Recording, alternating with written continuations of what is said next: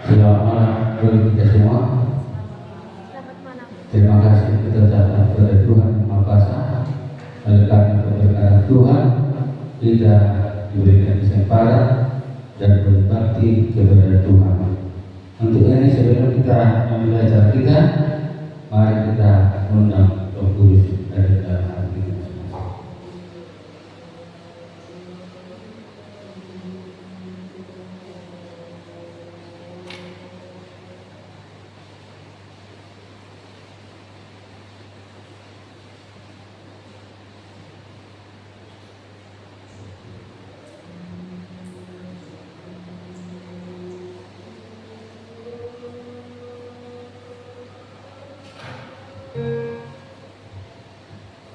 Karena kita tahu pada mulai malam ini kita akan memulai minggu sembahyang pekan 2 sebelum hari kedua ya tahun 2024 ini. Untuk ini mari sama-sama kita berdiri, kita buka Yefesus nomor 417.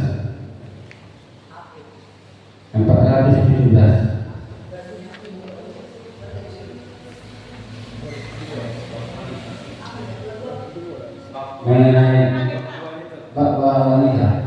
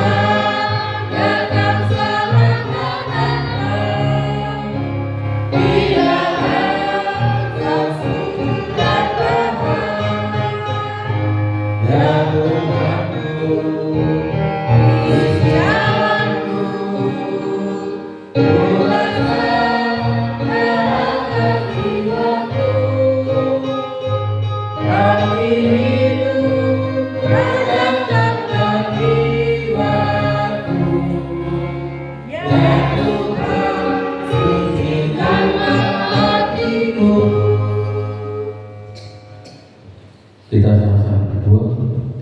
Tuhan Bapa di surga, kembalikan Tuhan yang mengucapkan puji syukur kepada-Mu oleh karena kasih dan tuntunan Tuhan di dalam hidup kami.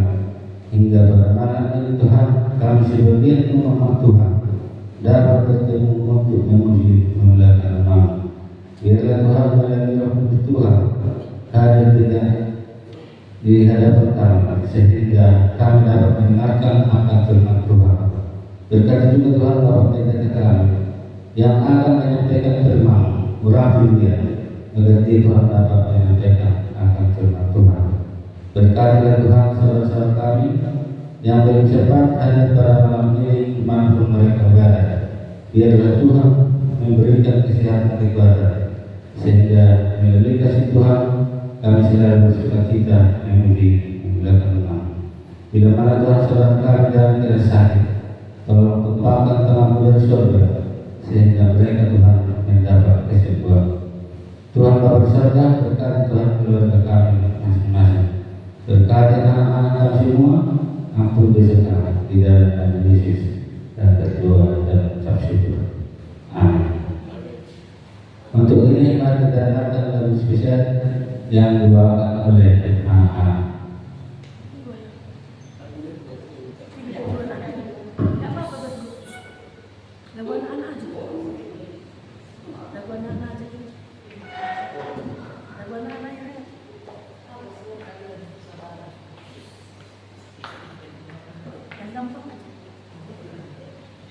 Geser ke sini. Enggak tahu dia. Geser ke tengah. Ya, geser ke tengah. Aduh, enggak dapat si Grace. Ayo. Jangan pegang tangan. Ayo. Satunya. Goliat yang gagah dari Palestina dikalahkan oleh Daud yang kecil, seperti singa Raul melawan kambing, sungguh tak terkanding. Goliat yang gagah dari Palestina dikalahkan oleh Daud yang kecil, seperti singa Raul melawan kambing, sungguh tak terbanding. Amin.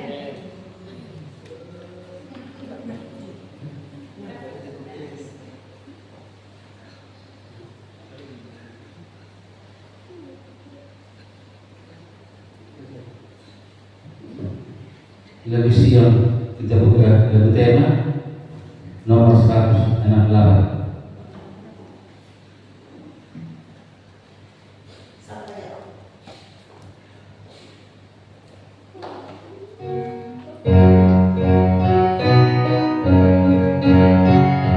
Lagu Sion nomor 168.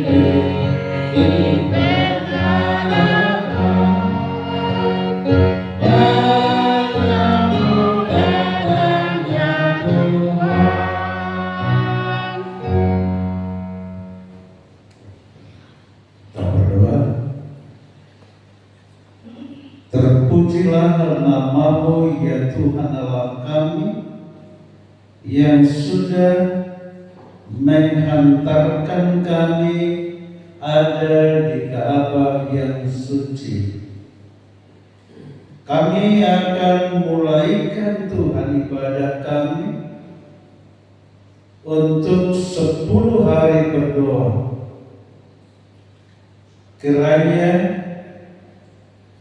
kerinduan kami, kerinduan seluruh jemaat Tuhan di muka bumi ini untuk memperoleh kecurahan Roh Kudus akan segera terjadi.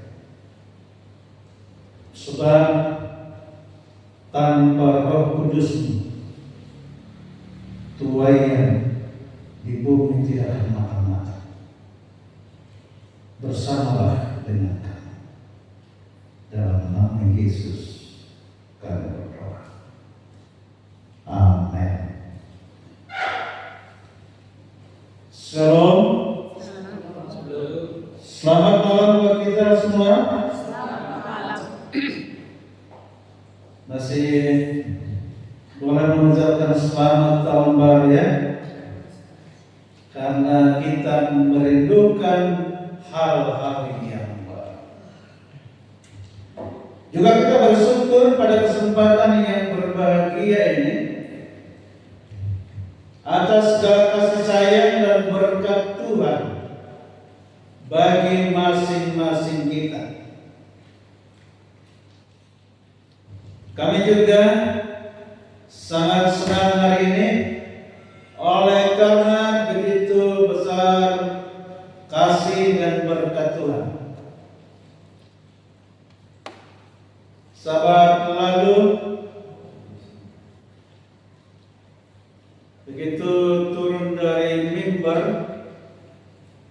saya rasakan ada sesuatu yang lain di badan saya.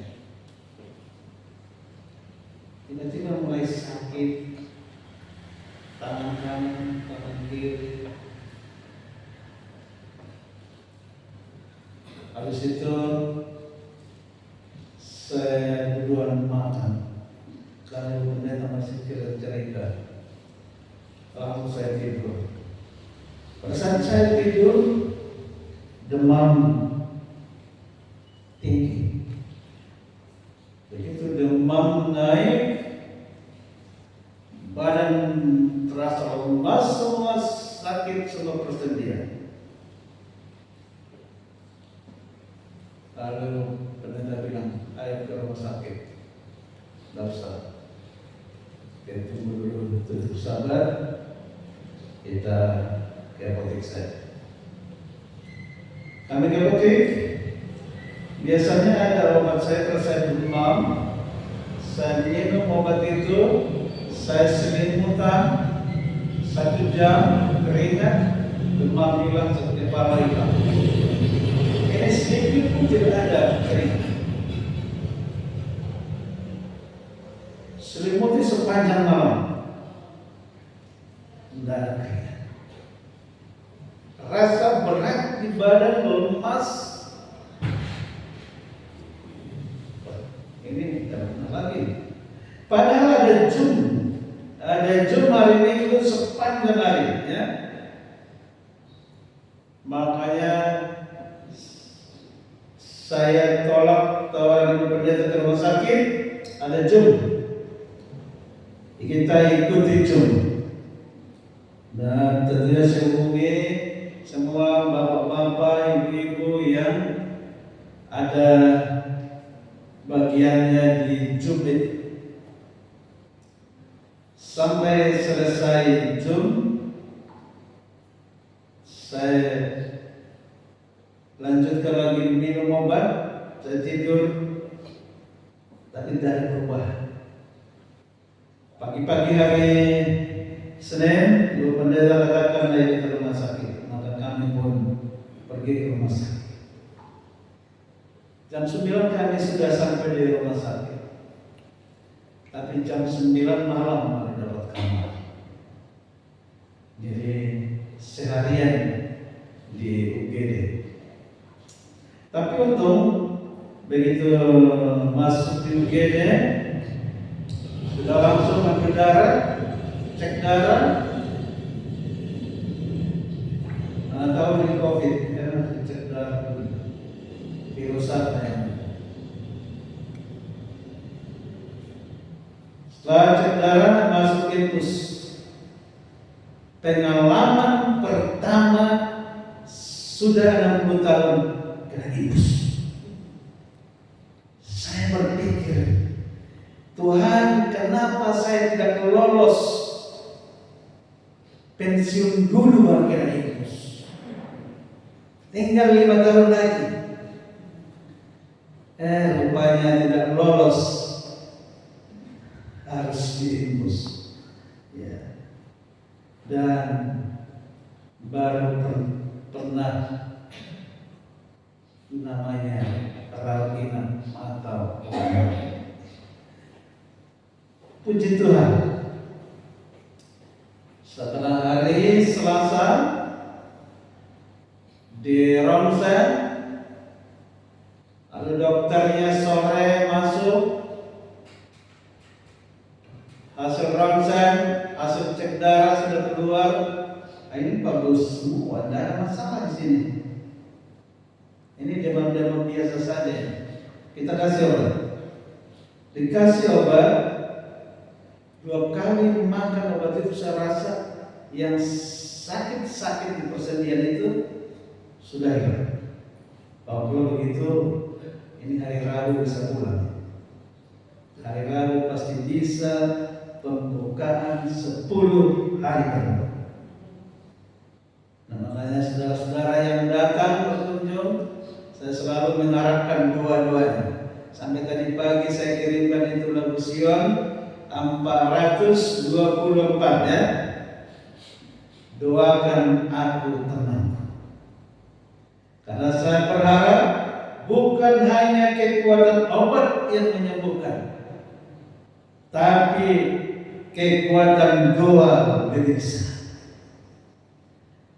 Nah, semoga ini yang pertama dinimbus dan yang terakhir. Doakanlah Bapak Ibu Saudaraku supaya sehat-sehat dalam pelayanan. Maka senang rasanya malam. Senang kita boleh bertemu kembali. Terima kasih juga untuk Birbat Grace yang sudah memberikan lagu pujian. Kerana kita juga mengingatkan kemenangan Daud, ya. Walaupun perbandingannya sungguh jauh dengan Goliat. Selama 10 hari berdoa ini, kita selalu dianjurkan untuk lebih banyak berdoa, ya. Karena memang pelajaran kita hanya sedikit saja. Tapi doa kita di sini saya lihat ada 55 poin. 55 poin doa yang mau kita doakan selama 10 hari ini. Dan setiap malam kita diberikan janji. Janji untuk diklaim dalam doa.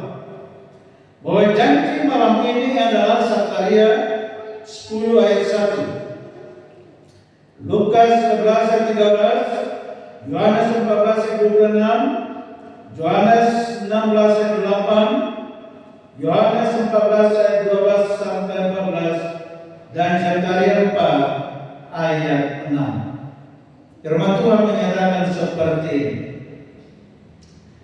Janji untuk Roh Kudus. Inilah janji yang mau kita tuntut kepada Tuhan di dalam doa-doa kita. Mintalah hujan daripada Tuhan pada akhir musim semi.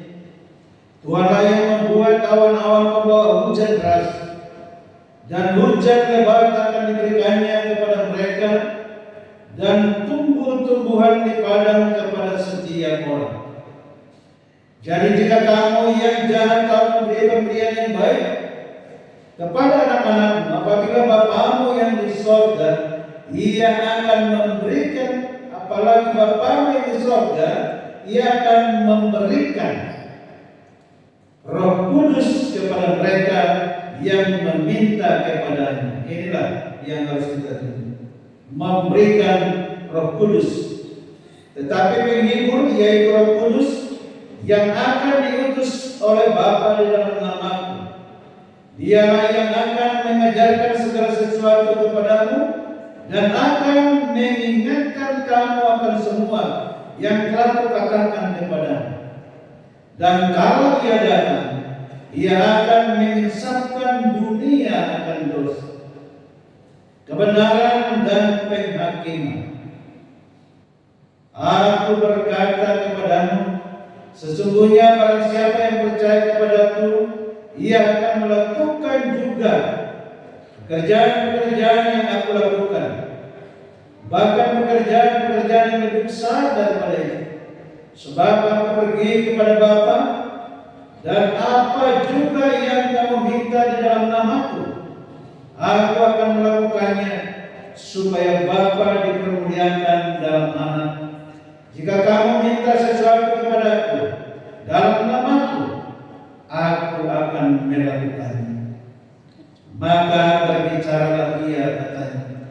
Inilah firman Tuhan kepada Zerubabel bunyinya. Bukan dengan keperkasaan, bukan dengan kekuatan, melainkan dengan Rohku, firman Tuhan semesta alam. Ayat-ayat ini cukup memberikan satu motivasi untuk menguatkan kita di dalam menjalani hari-hari di tahun 2024 ini, supaya kita memang benar-benar dipersiapkan untuk melakukan pelayanan penginjilan yang lebih. Ya. Oleh karena tantangan kita di tahun 2024 dilipat gandakan secara pelayanan penginjilan. Untuk itu kita butuh Roh Kudus.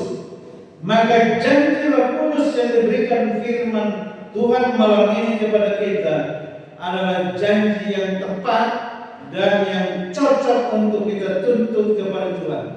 Sebab bukan dengan keperkasaan, bukan dengan kekuatan, tapi oleh Rohku, kata Tuhan.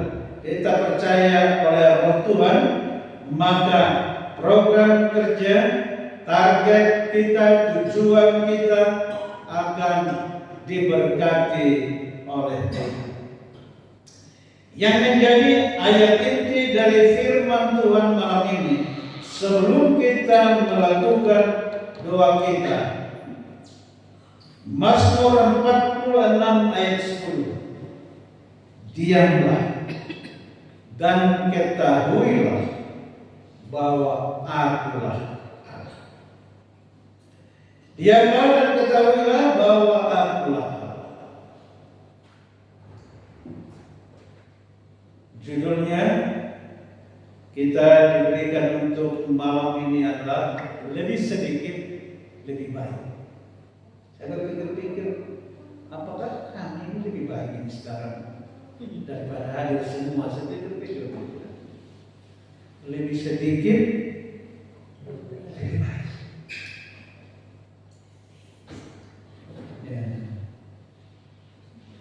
Apakah lebih banyak itu benar?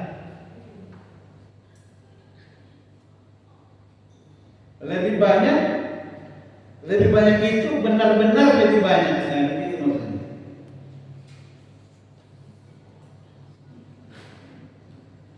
Nah, sekarang kita mau lihat dulu kehidupan kita sekarang ini, ya. Kita mau cek dulu kehidupan kita sekarang ini.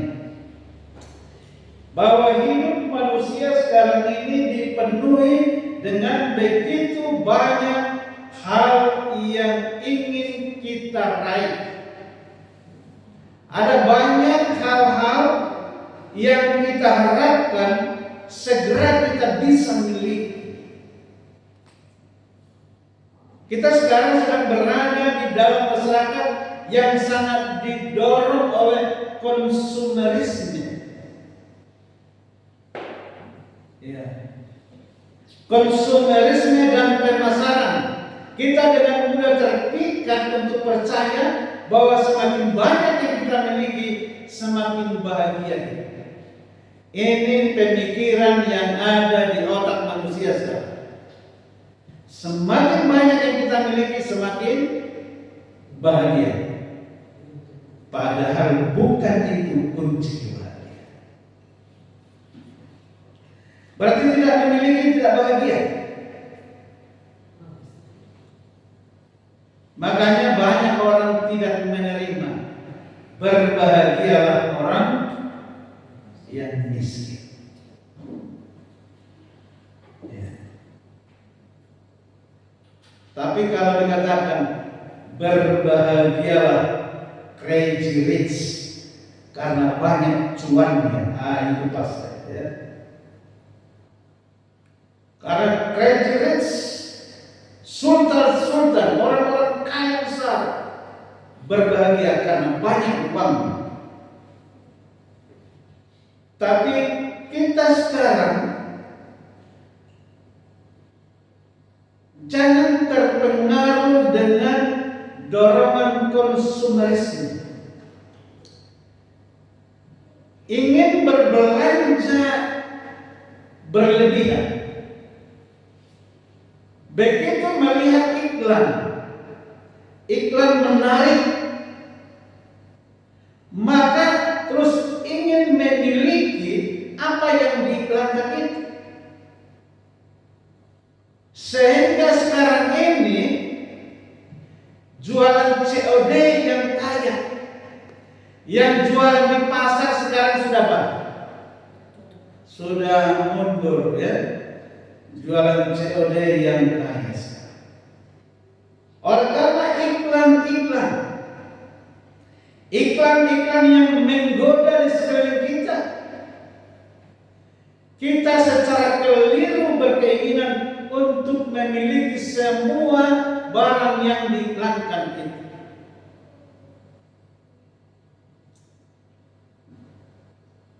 Bergaya luar, bergaya Singapura, Malaysia, dan negara-negara maju.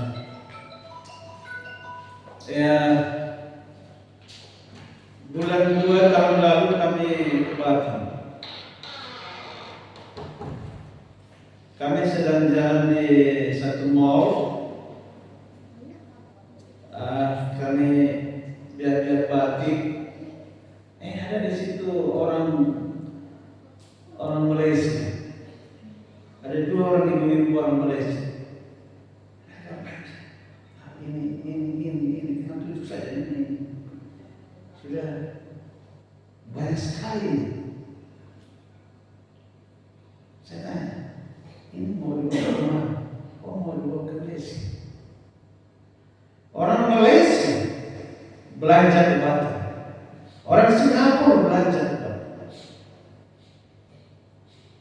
Setelah dipakai orang Malaysia, dipakai orang Singapura, lalu di drop ke apa namanya? Indonesia balik. Second jual dekat Burjer. Pada sana yang Burjer. Anak Burjer buruk di Jerman, itu Burjer. Burjer ini Dorcas jual buruk di Jerman.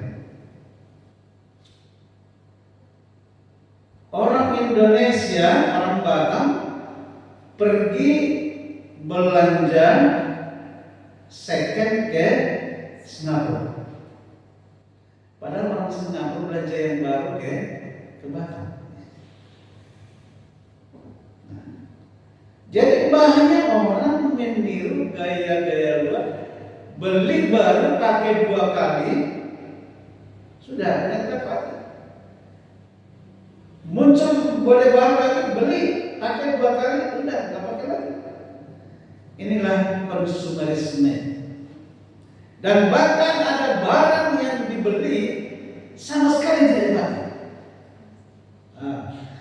Ini sudah menguasai keinginan emak-emak ini sekarang. Ya. Kalau kita membawa pemikiran kita bahkan sampai ke dalam pekerjaan begitulah. Padahal kita di gereja, tapi kita ke iklan pikirannya. Kapan bisa gue? Jadi HP-nya tidak mati-mati nih. Jangan-jangan ini COD sudah nyampe ini.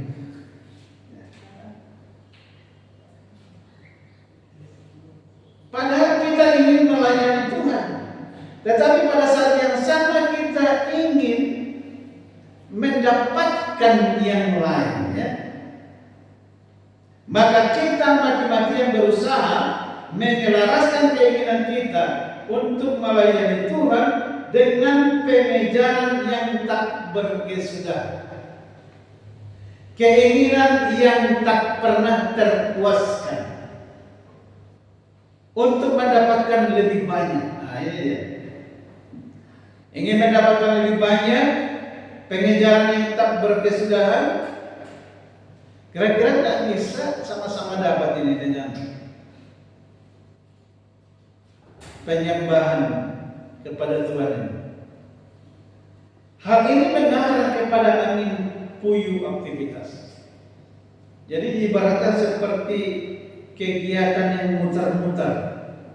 Dia angin puyuhnya tidak terlalu kencang, tapi dia muter-muter, membuat kesibukan yang tidak pernah putus-putus. Padahal kita berharap kita melayani Tuhan. Maka timbul satu kegelisahan. Di dalam kegelisahan ini kita membodohi diri kita sendiri. Dengan percaya bahwa kita dapat mengikuti Tuhan tanpa melepaskan segala sesuatu yang lain yang bersaing untuk mendapatkan perhatian. Kira-kira kalau kita ingin menyembah Tuhan, kita ingin melayani Tuhan, tapi di otak kita ini ada persaingan. Persaingannya antara melayani Tuhan, antara memenuhi keinginan. Nah, jika itu persaingan terjadi di otak kita, bagaimana hasil penyembahan kita kepada Tuhan? Ketika kita menerapkan pemikiran yang salah ini dalam perjalanan kita bersama Tuhan, kita tertipu. Berpikir seperti itu adalah sebuah kesalahan. Oleh karena itu, dikatakan di sini, bersedia untuk melepaskan. Memang melepaskan ini agak susah ya. Kadang sampai diilustrasikan kita seperti monyet yang susah melepaskan. Bagaimana cara menangkap monyet? Taruh kacang di dalam botol, botolnya ditanam. Botolnya ditanam di tanah, lalu nanti monyetnya turun dari kayu, dia lihat di satu ada kacang, lalu dimasukin tangannya, lalu dipegang itu apa? Kacang. Tapi ketika sudah dipegang tidak bisa muat lagi di mana? Di mulut botol. Nah, lalu penangkap monyetnya datang dari belakang. Segera ditangkap baru lepas. Kira-kira gambaran seperti orang yang susah melepaskan sesuatu yang menghalangi kita dalam beribadah kepada Tuhan. Kalau begitu tidak boleh kita memiliki, boleh. Jangan ada milik kita yang menghalangi kita datang kepada Tuhan.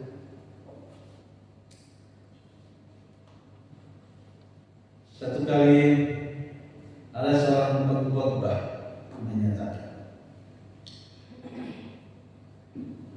ketika Anda nanti masuk surga, begitu Anda diangkat, baru kira-kira 100 meter, lalu kau lihat ke bawah, rumahmu yang mewah, mobilmu yang mewah, sawitmu yang luas, hartamu yang sekian banyak di bank.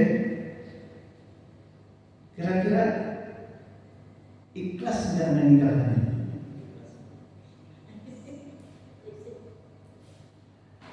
Ini tujuannya, diajak kita untuk melepaskan.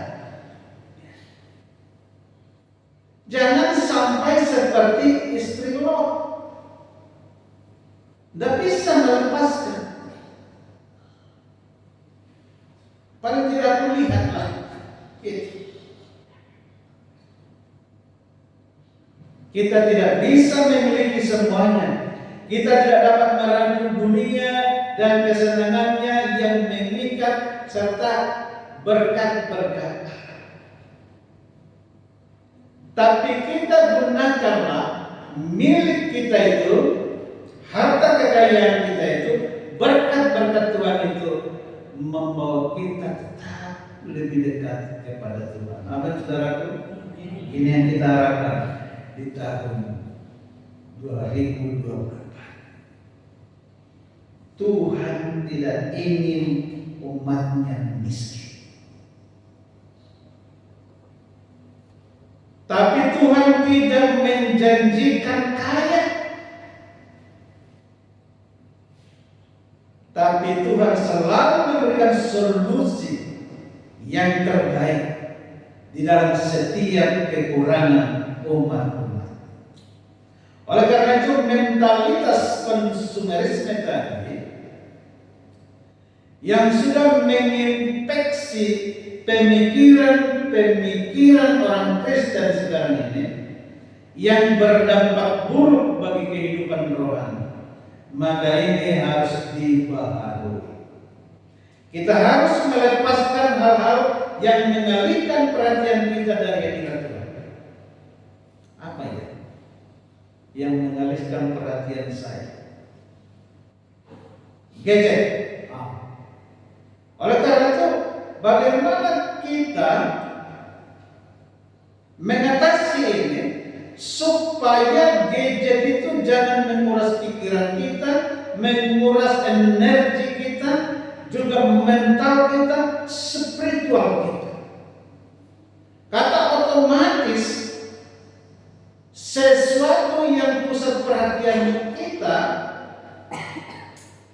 akan mempengaruhi perhatian kepada Tuhan yang seharusnya kita fokus, ya. Ketika kita mencoba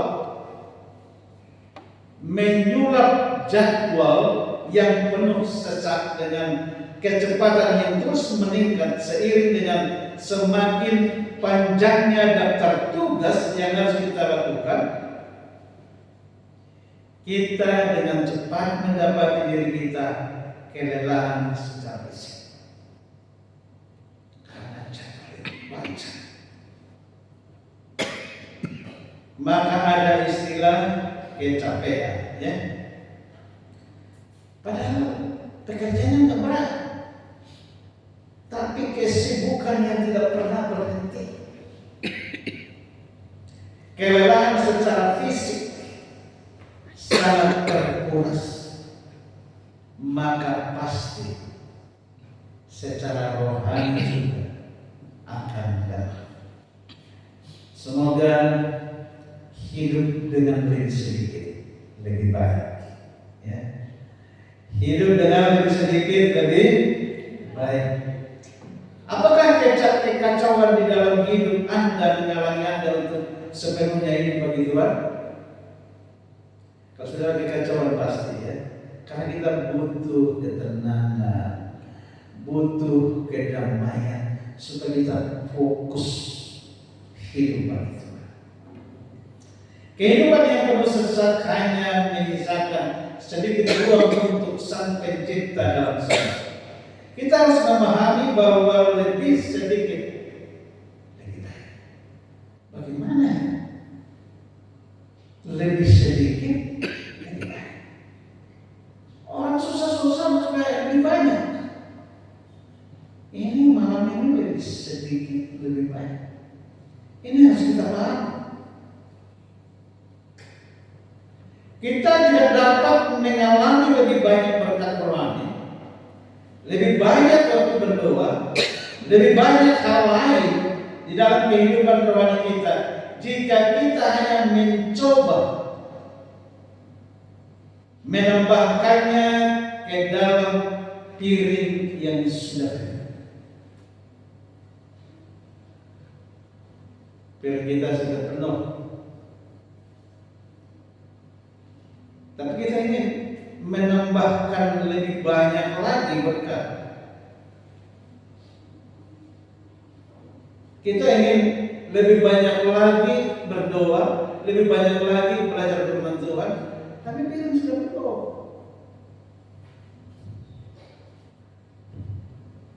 Demikianlah jiwa kita ini.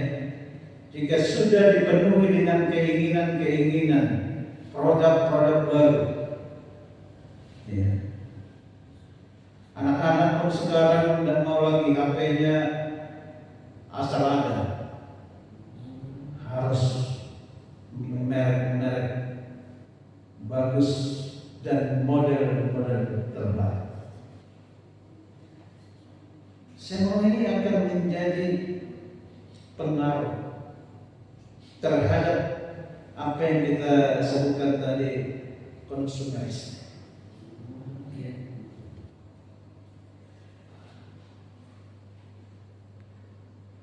Kalau rumah kita sudah padat, mau masuk pun jalan susah. Jadi kalau hati kita sudah padat, Roh Kudus pun mau masuk darah di depan.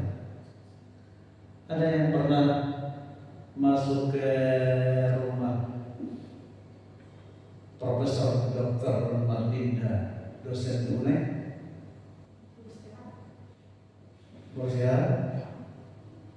Wah, mau masuk ke rumahnya itu harus begini. Oh, semuanya perhiasan semuanya. Barang-barang antik dari semua negara.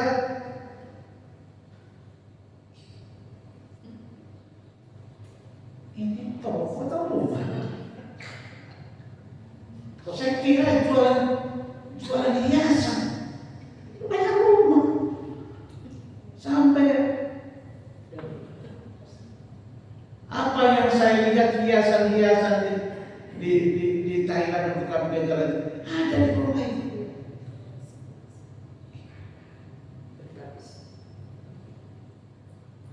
HP jadul sampai HP baru ada sih.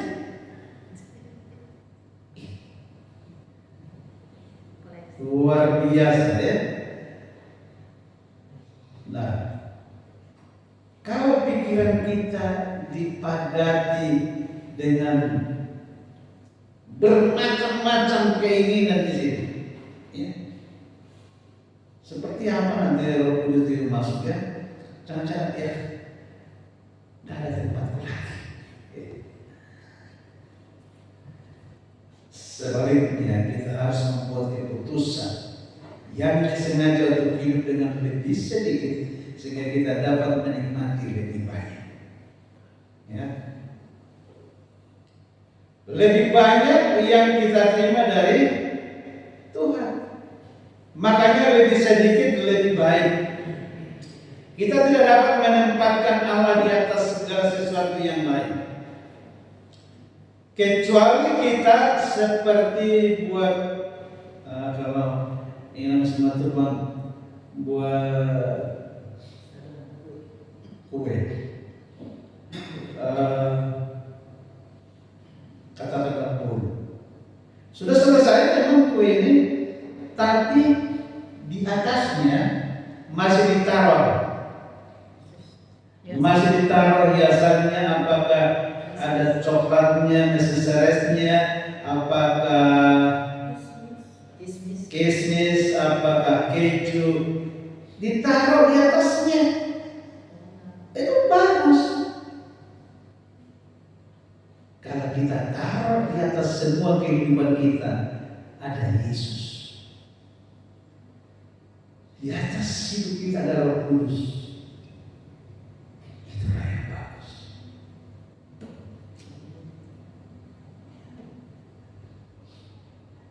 Oleh karena itu, malam ini mari kita sadar kebutuhan kita yang terbesar adalah Roh Kudus, bukan produk yang diiklankan melalui online untuk beli COD.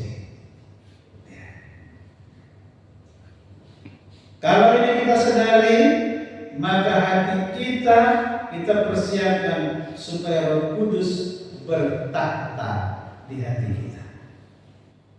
Jadi ketika lebih sedikit, lebih baik. Tidak penuh di sini di hati kita ini barang-barang rongsokan. sedikit, maka ada tempat Roh Kudus di hati kita. Ya. Mari kita bersedia untuk hidup dengan lebih sedikit untuk mengalami berkat-berkat dari hal yang lebih berarti supaya lebih banyak berkat itu. Amin, saudaraku. Mari kita akan masuk ke doa. Jadi kita hanya 3 kelompok aja ya, 3 kelompok doa ya. Ayo kita berkelompok lah. Oke. Jadi semua kelompok doa boleh memiliki cara yang berbeda-beda ya. Di berdoa yang dianjurkan melalui pelajaran kita 30 sampai 45 menit. Jadi kita harus dilatih berdoa bertelut 1 jam. Ya. Dilatih berdoa bertelut 1 jam. Kami mendorong Anda untuk menghabiskan 30 sampai 45 menit. Kalau Roh Kudus ada pasti bisa ya. Kami menganjurkan untuk berdoa dalam percakapan singkat ya. Hal ini memungkinkan lebih banyak orang untuk berdoa. Saya pernah membaca tulisan Dennis Smith. Lebih baik 60 orang berdoa 1 menit daripada 60 menit berdoa 1 orang. Maka kita perlu banyak orangnya yang berdoa, tentu banyak poin yang kita doakan. Anda juga dapat berdoa melalui bagian lain. Lihat panduan, ini ada sedikit panduannya seperti yang biasa. Mendoakan firman Tuhan, Yesus 5:15-16. Perhatikanlah baik-baik bagaimana kamu hidup.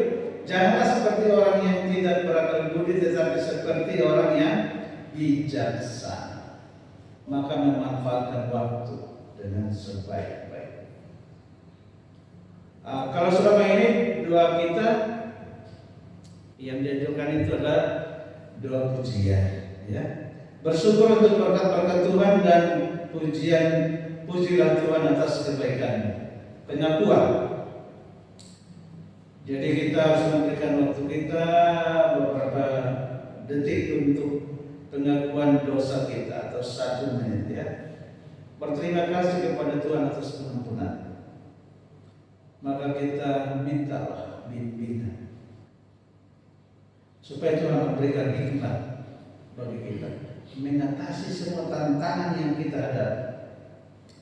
Tantangan di rumah, tantangan anak-anak, tantangan pekerjaan, bisnis, tantangan yang kita hadapi, tantangan di gereja, tantangan penginjilan. Ya.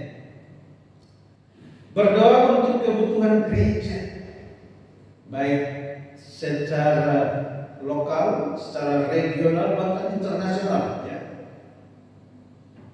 Doakan daerah Sumatera Barat, UNI, divisi, jamaah. Lalu permintaan khusus untuk gereja kita. Ya. Permintaan khusus untuk gereja kita, tentunya kita tidak lupa mendoakan seperti yang sudah sampaikan dari awal tadi, kecurahan Roh Kudus ya. Masuk ini ke doa permohonan. Kecurahan Roh Kudus, keterlibatan kita semua untuk penginjilan tahun ini, target dan tujuan penginjilan kita di daerah mana kita akan masuki, rencana kerja ini untuk pegawai jemaat kita akan rampungkan lagi rencana kerja 2024. Kesehatan kesembuhan dan pemulihannya. Kita doakan yang sakit, yang sedang pemulihan, termasuk kesehatan kami. Kebangunan rohani untuk Hope for Indonesia 2024. Kita mohon konsisten ibadah sehari-hari kita, baik keluarga maupun pribadi, supaya terlaksana. Kita harus mengizinkan Tuhan membangunkan kita. Entah jam berapa itu Tuhan membangunkan kita, di sini kita berdoa. Kalau Tuhan bangunkan kita jam 2, berdoa. Memohon kuasa Roh Kudus, memohon hikmat, memohon berkat, supaya kita mencapai tujuan kita. Dan juga memohon Tuhan menjauhkan gangguan hidup. Gangguan dari manapun itu, Tuhan jauhkan dari sehingga kita fokus, bekerja fokus. Kalau mencari uang, fokus cari uang. Kalau berbakti, fokus berbakti. Baru kita meminta berkat untuk jemaat kita, keluarga kita, pribadi kita, supaya Tuhan berikan kesuksesan baik anak-anak yang belajar kuliah, cari pekerjaan, segera dapat pekerjaannya, dan anak-anak yang mengharapkan dapat pasangan hidup tahun ini, boleh Tuhan kirimkan pasangan hidupnya, dan yang menunggu sebuah hati juga Tuhan kabulkan. Inilah poin-poin untuk doa permohonan kita. Setelah ini baru masuk doa penutup. Kita nanti tutup dengan doa dengar ya Tuhan, ya, dengan lagu dengar ya Tuhan. Nah, baik.